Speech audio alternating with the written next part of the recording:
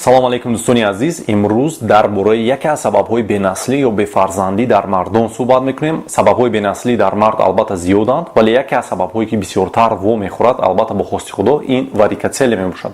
Навор барои тамоми ҷавонону мардон муҳим аст, чунки бисёриҳо худашон хабар надоранд ки ба ҳамин беморӣ гирифтор ҳастанд.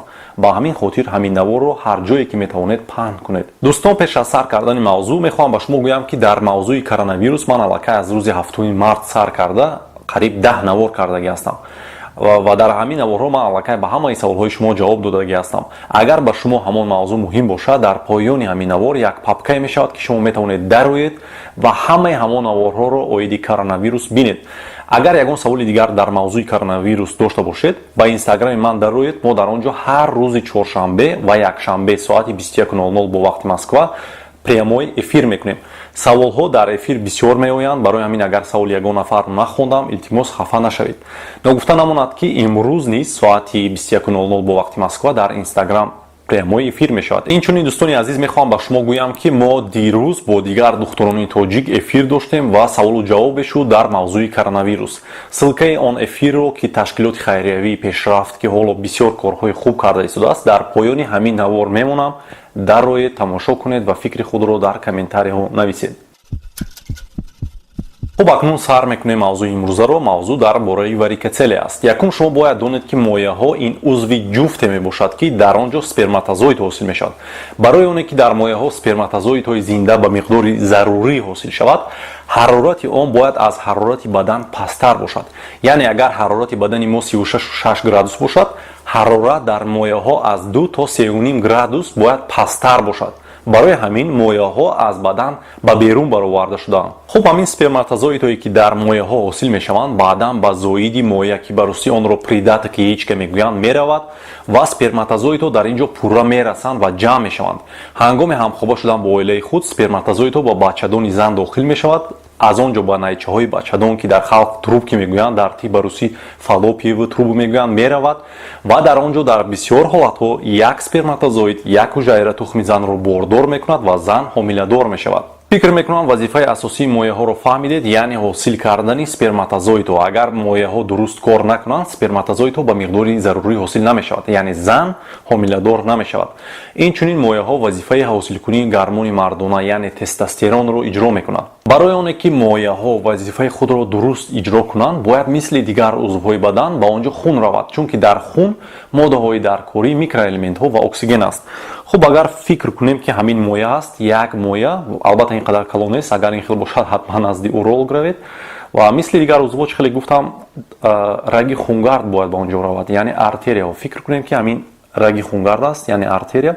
байни моя ва рагҳои хурди хунгард мубодилаи моддаҳо мегзарад, яъне ки он чизое ки ба моя лозим аст аз хун мегирад, он чизое ки лозим нест ба хун медиҳад ва ҳамон хуне ки аз моя мебарояд, баъдан ба воситаи дигар раги хунгард ки онро венаҳо мегӯянд, мояро тарк мекунад. хуб, ягона чизе ки ман мехоҳам дар ин ҷо ба шумо фаҳмонам ин аст ки девораи раги хунгарде ки хунро аз моя мебарад, яъне венаҳо, бениҳоят гӯем ки заиф ҳастанд назар ба он артерияе ки хунро ба моя меорад. барои ҳамин ягон проблемае ки дар ҳамин раг рух медиҳад, сабабгори он мешавад ки гардиши хун вайрон шавад ва хун дар поён ҷамъ мешавад, яъне дар венаҳо ҷамъ мешаванд ва он сабаб мешавад ки рагҳои хунгард дар ин ҷо васеъ шаванд.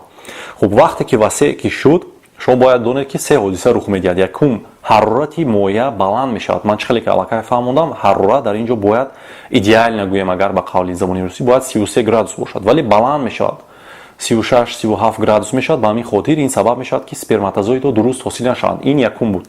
дуюм, ин сабаб мешавад ки мояҳо ҳаҷмашон хурд шавад ки сабаби пастшавӣ, яъне гормони тестостерон мешавад, яъне ҳосилшавии ҳамин гормон паст мешавад. сеюм, вайроншавии гардиши хун ба он оварда мерасонад ки организми мо зидди худи ҳамин моя, яъне антитела ҳосил мекунад ки зидди худи ҳамин моя мубориза мебарад. фикр мекунам ба шумо фаҳмотар шуд ва бояд як чизи муҳимро гуфт ки бо сабабҳои физиологию анатомӣ бисёртар, яъне варикотселия дар тарафи чап ба вуҷуд меояд. خب دوستان عزیز، اکنون بیاید در باره سبب‌های واریکوسل صحبت میکنیم. یکم شما باید بدانید که سبب اساسی این سبب ژنتیکی میباشد، یعنی شما میتوانید قابلیت زود وسیع شوی همون ونه‌هایی رو که من گفتم به طور ارثی گرفته باشید. دوم، هر روز برداشتن وزن زیاد این هم میتواند سبب شود. سوم، یگان آموزی که میتواند همون ونه رو زیر کند. چهارم، این فربه‌شوی و دیگر سبب‌ها هستند البته. خب اکنون میفهمم که شما چه خیل میتوانید فهمید که به این بیماری گرفتار هستید، یعنی درباره علامت‌های بیماری صحبت میکنیم. خب باید گفت که علامت‌های بیماری رو بعضی ها میتوانند احساس کنند، ولی بعضی ها میتوانند عموما یگان شکایت نداشته باشند. یعنی در بعضی بیماران مایه ها ضرر میبینند و شخص علامت هایش رو گوییم که در خود میبینند و در بعضی حالت ها مایه ها ضرر نمیبینند. برای همین شخص یگان شکایت میتواند نداشته باشد. علامت های بیماری میتوانند یکم این درد باشد. درد عادتا در طرف مایه ای که بیمار است بگاهی مشاهده میشود، یعنی پس از کار، و اینچنین درد میتواند در خط کشک که اون رو به روسی پخ میگویند احساس شود. ولی باید گفت که دردها میتوانند نه اونقدر سخت باشند. اینچنین درد میتواند هنگام یگان وزنی برداشتن زیاد شود و وقت شخص دراز میکشد پس از یک چند مدت درد گم میشود. دوم علامت بیماری این خرد شدن حجم خود مایه است. سوم علامت این بینسلی، یعنی پس شدن فایز اسپرماتوزوید میتواند باشد. چهارم، بعضی تحقیقات ها میگویند که این سبب میشود که مردانگی هم ضعیف شود، به خاطر که خیلی کلکای فهموندم تستوسترون یعنی گرمون مردانگی در آنجا حاصل میشود و وقتی که خرد میشود و مایع ضرر میبینند تستوسترون کم حاصل میشود.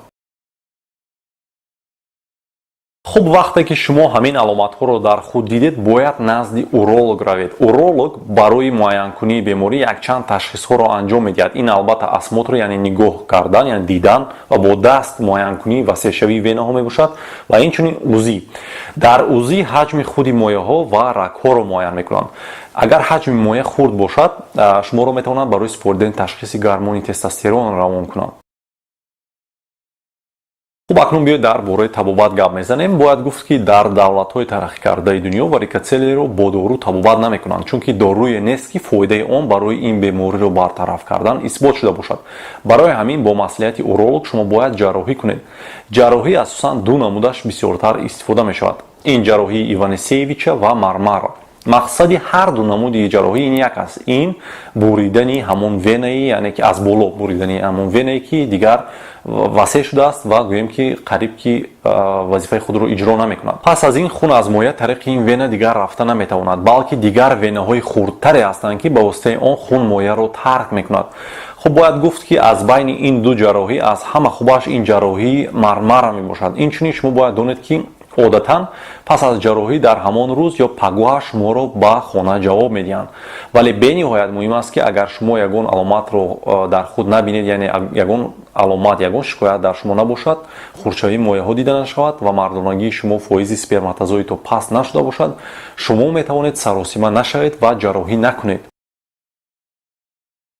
پیشگیری از این بیماری چنین است، یعنی شما نگذارید که مایع ها در گرمی بسیار باشند. باید تک‌پوشی کشاد پوشید و این چنین باید شما دانید که لباس ها رو موافق هوا باید انتخاب کنید. در هوای گرم لباس گرم باید نپوشید. خب دوستان، در اینجا نوار به انجام میرسد. تا جایی توانستم فکر میکنم موضوع رو فهمانیده توانستم. در کامنتاری اویدی همین موضوع میتوانید سوالای خود رو نویسید. کوشش میکنم که تا جایی که امکانیت شود به آنها جواب گردانم. اینچنین حتما به اینستاگرام من دارید و انتظار افیر شوید، چون که نصیب باشد امروز ساعتی 21:00 با وقت مسکو ما افیر میکنیم و با سوالهای در موضوع کرونا بوده سوال جواب میشود. اگر از کانال یگان بهره گیرید شما میتوانید در کانال حتما پادپисаться کنید. خداوند هیچگاه بیمار نشوید. خیر.